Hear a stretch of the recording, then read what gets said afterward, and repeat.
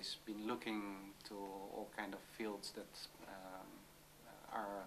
somehow related to architecture, but not, not immediately. And yeah, that gave the chance actually to develop a quite wide view on what architecture might be, and also how I would position myself in the profession I wanted to exercise. The real world is something that I considered during my studies to be completely neglected. In a kind of academic environment, you're asked to design, maybe a new cafe somewhere, or a new library somewhere, but it's never really connected to a real demand or a real problem that is existing somewhere, and also never to real clients that might be able to use it. And I felt that quite frustrating, I must say, when I was studying, and I started to try to find if there were possibilities to include these kind of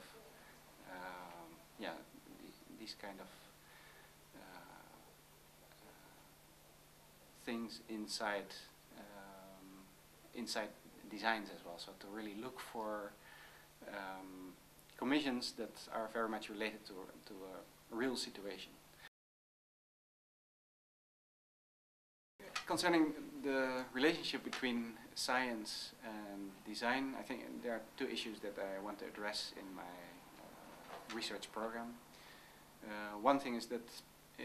very often designs and design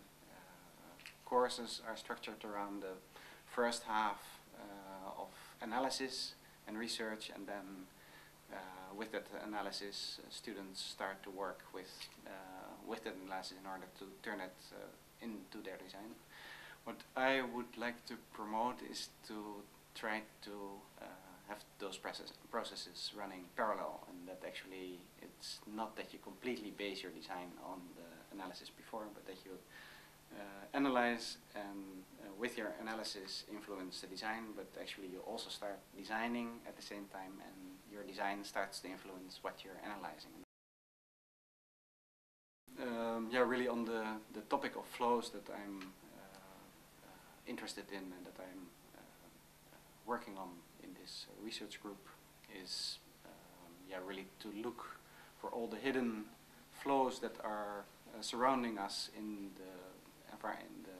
spaces we are living in. And generally, like the space we're now in, for instance, there's a lot of lamps and electricity and heat and cooling,